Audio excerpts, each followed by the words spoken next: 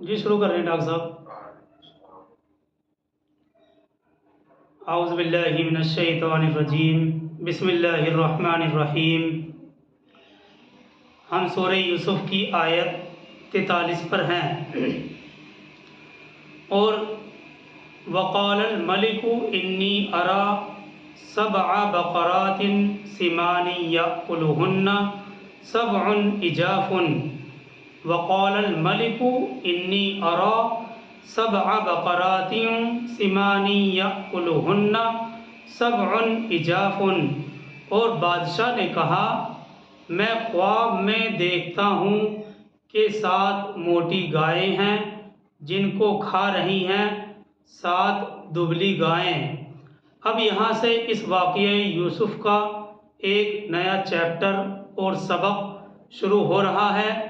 دیکھیے، اس وقت مصر پر فرعونی حکومت نہیں تھی، بلکہ وہاں چرواہے بادشاہ حکمران تھے۔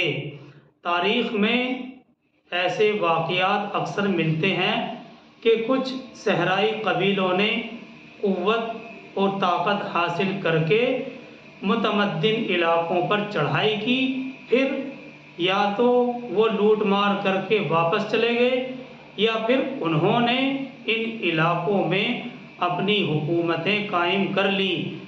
ایسی ہی ایک مثال مصر کے چرواہے بادشاہ کی ہے جو صحرائی قبیلوں سے تعلق رکھتے تھے۔ انہوں نے کسی زمانے میں مصر پر حملہ کیا اور مقامی لوگوں کو غلام بنا کر وہاں اپنی حکومت قائم کر لی تھی۔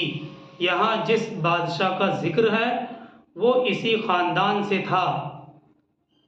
تو بہرحال اس واقعہ یوسف سے یہ معلوم ہو رہا ہے کہ اس وقت مصر پر فرعونی حکومت نہیں تھی، بلکہ چرواہے حکمران بادشاہ تھے۔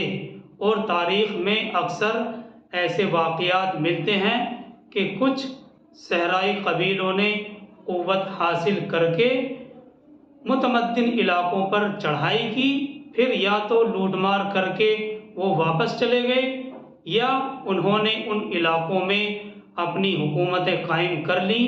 ایسی ہی ایک مثال مصر کے چرواہے بادشاہ کی ہے جو صحرائی قبیلوں سے تعلق رکھتے تھے۔ انہوں نے کسی زمانے میں مصر پر حملہ کیا اور مقامی لوگوں کو غلام بنا کر وہاں اپنی حکومت قائم کر لی۔ تو بہرحال یہاں جس بادشاہ کا ذکر ہے وہ اسی خاندان سے تھا۔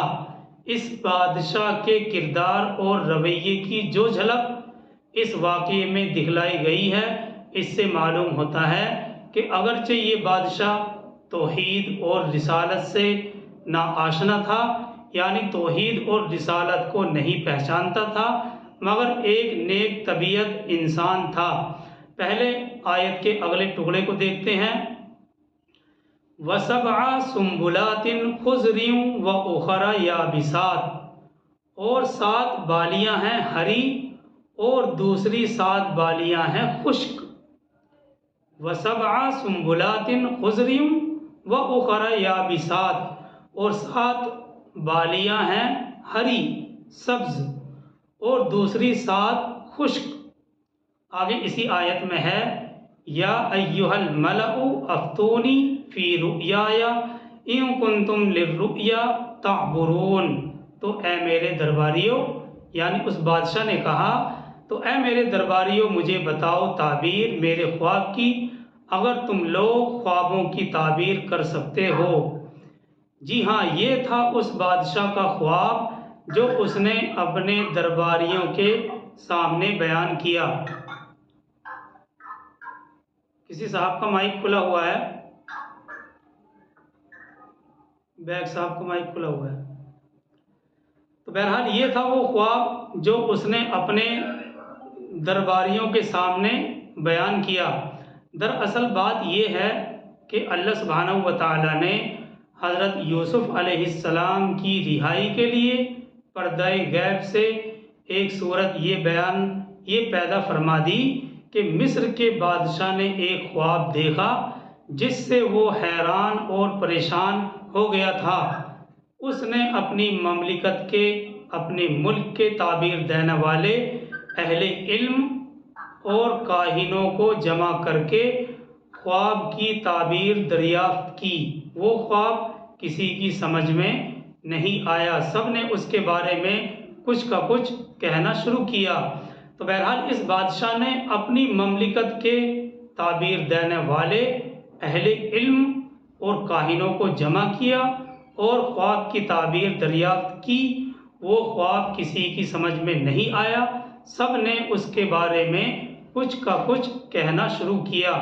اگلی آیت 44 میں اس کا ذکر ہے، قالوا اضغاث احلام وما نحن بتأویل الاحلام بعالمین۔ انہوں نے کہا، یعنی یہ جو اس کی مملکت کے اہل علم اور جو کاہن وغیرہ جمع کیے تھے، ان کاہنوں اور اہل علم نے کہا یہ تو پریشان کن خیالات ہیں، ایسے خوابوں کی تعبیر ہم نہیں جانتے۔ دیکھیے الفاظ ہیں، قالوا اضغاث احلام وما نحن بتأویل الاحلام بعالمین۔ انہوں نے کہا یہ تو پریشان کن خیالات ہیں اور ایسے خوابوں کی تعبیر ہم نہیں جانتے۔ دیکھیے آیت میں اضغاث کا لفظ استعمال کیا گیا ہے، اور یہ لفظ زغث، زواد غین اور سا، زغث کی جمع ہے۔ اور زغث ایسی گٹھری کو کہا جاتا ہے جس میں مختلف قسم کی گھاس پھوس جمع ہو گئی ہو۔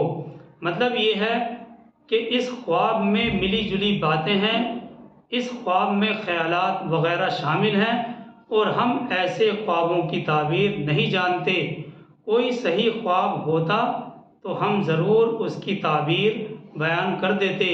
جی ہاں، دنیا میں بھی جو اہل علم اور اہل عقل سمجھے جاتے ہیں، ان کا بھی یہی خیال ہے کہ خواب میں انسان اپنے خیالات اور دوسری دبی ہوئی نفسانی خواہشات سے سکون حاصل کرنا چاہتا ہے، لیکن اسلامی نقطۂ نظر سے خواب 3 قسم کے ہوتے ہیں۔ اہل علم اور اہل عقل تو یہی کہتے ہیں کہ خواب میں انسان اپنے خیالات اور دوسری دبی ہوئی نفسانی خواہشات سے سکون حاصل کرتا ہے، مگر اسلامی نقطۂ نظر سے خواب 3 قسم کے ہوتے ہیں، اور یہ پہلے بھی بیان کیا گیا۔ پہلی قسم سچے خوابوں کی ہے، اور یہ اللہ کی طرف سے ہوتے ہیں، اور ایسے ہی وہ خواب ہوتے ہیں جن کے بارے میں سرکار دو عالم صلی اللہ علیہ وسلم نے ارشاد فرمایا کہ یہ نبوت کے اجزاء میں سے ہیں۔ اور دوسری قسم کے خواب وہ ہیں جو شیطان کی طرف سے ہوتے ہیں، اور تیسری قسم کے خواب وہ ہیں جو انسان کے اپنے ہی منتشر خیالات کے انداز میں مختلف وجوہات کی بنا پر، مختلف وجہوں کی بنا پر سوتے وقت ذہن میں آ جاتے ہیں، اور ان میں کوئی مطلب کا ہونا ضروری نہیں ہے۔ اب دیکھیے اس واقعے کو دیکھ کر کچھ عرصے کے بعد جب یہ واقعہ پیش آیا خواب کی تعبیر کا، اور بادشاہ نے اپنی مملکت کے اہل علم اور دانشوروں کو، کاہنوں کو جمع کیا، تو اس واقعے کو دیکھ کر کچھ عرصے کے بعد اس رہا شدہ قیدی کو یوسف علیہ السلام کی بات یاد آئی جو رہا ہو گیا تھا اور پھر اپنے عہدے پر فائز اور بحال ہو گیا تھا۔ تو اس رہا شدہ قیدی کو یوسف علیہ السلام کی بات یاد آئی، اور اس نے آگے بڑھ کر کہا کہ میں تمہیں اس خواب کی تعبیر بتا سکتا ہوں۔ اس وقت اس نے حضرت یوسف علیہ السلام کے کمالات اور خواب کی تعبیر میں مہارت بیان کی، اور پھر ان کا مظلوم ہو کر قید میں گرفتار ہونے کا ذکر کیا، اور اس نے چاہا کہ مجھے جیل میں ان سے ملنے کی، ان سے ملاقات کرنے کی اجازت دی جائے۔ تو بادشاہ نے اس کا انتظام کیا۔ قرآن مجید نے اس پورے واقعے کو صرف ایک چھوٹے سے فقرے کے اندر بیان کر دیا ہے، اور وہ ہے اگلی آیت 45۔ کسی صاحب کا مائک کھلا ہوا ہے۔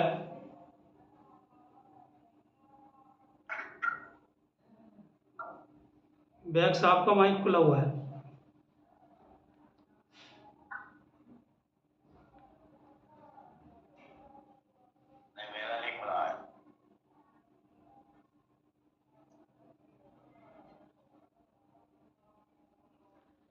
تو اس پورے واقعے کو اللہ سبحانہ و تعالیٰ نے قرآن مجید میں ایک چھوٹے سے فقرے میں بیان کر دیا ہے، اور وہ ہے اگلی آیت، یعنی آیت نمبر 45.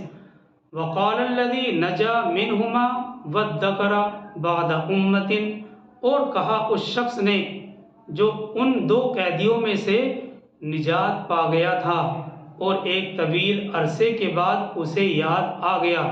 دیکھیے پچھلی آیتوں میں بیان کیا گیا تھا فَأَنْسَاهُ الشَّيْطَانُ کہ شیطان نے اس کو بھلا دیا تھا، لیکن جب یہ واقعہ رونما ہوا تو اللہ تعالیٰ فرماتے ہیں وَقَالَ الَّذِي نَجَا مِنْهُمَا وَادَّكَرَ بَعْدَ أُمَّةٍ اور کہا اس شخص نے جو ان دو قیدیوں میں سے نجات پا گیا تھا اور ایک طویل عرصے کے بعد اسے یاد آ گیا انا انبئکم بتأویلہ فارسلون. دیکھیے یہ چھوٹی سی آیت ہے، اس چھوٹی سی آیت میں اس پورے واقعے کو بیان کر دیا گیا ہے. تو اس نے کہا میں بتاؤں گا تم لوگوں کو اس کی تعبیر، بس مجھے ذرا قید خانے میں جیل میں یوسف علیہ السلام کے پاس بھیج دیں. اس طرح وہ شخص جیل میں حضرت یوسف کے پاس پہنچ گیا اور پہنچنے کے بعد پھر آپ سے مخاطب ہوا. اگلی آیت میں اس کا ذکر ہے. آگے چلتے ہیں آیت 46 کی طرف.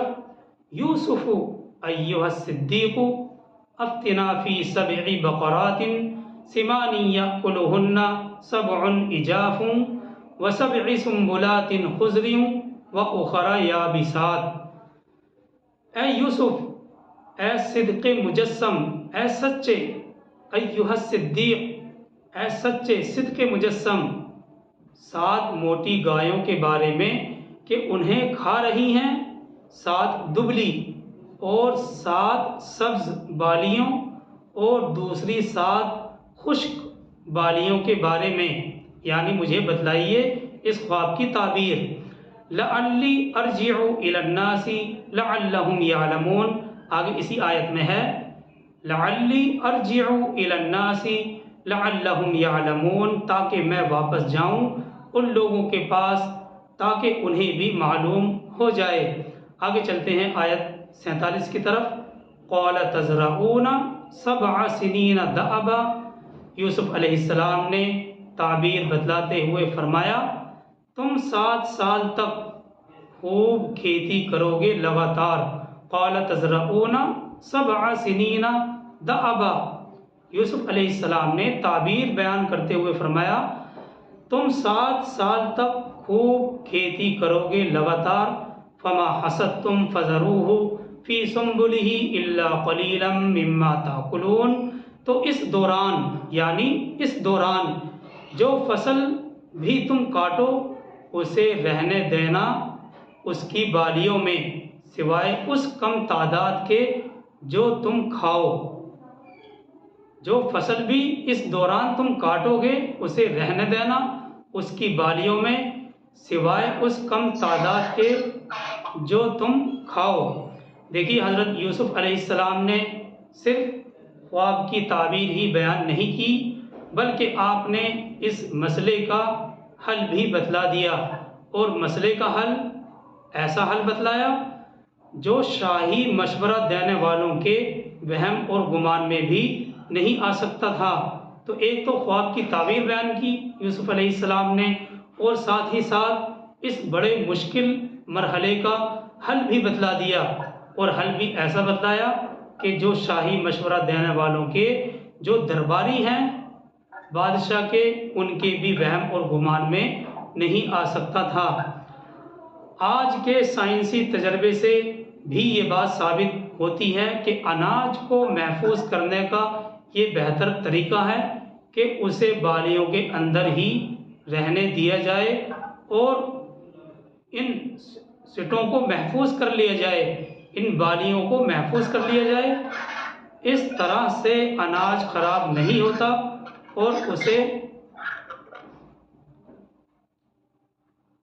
اور اسے کیڑے مکوڑوں سے بچانے کے لیے کسی اضافی چیز کی ضرورت بھی نہیں پڑتی ہے۔ آگے چلتے ہیں آیت 48 کی طرف۔ پھر اس کے بعد 7 سال آئیں گے بہت سخت، یعنی خوشحالی کے 7 سال کے بعد 7 سال تک خشک سالی کا سما ہوگا، پھر جس کی وجہ سے پھر اس کے بعد 7 سال آئیں گے بہت سخت، یعنی خوشحالی کے 7 سال کے بعد 7 سال تک خشک سالی کا سما ہوگا، جس کی وجہ سے ملک میں شدید قحط پڑ جائے گا۔ آگے اسی آیت میں ہے يَأْكُلْنَ مَا قَدَّمْتُمْ لَهُنَّ إِلَّا قَلِيلًا مِمَّا تُحْسِنُونَ، وہ یعنی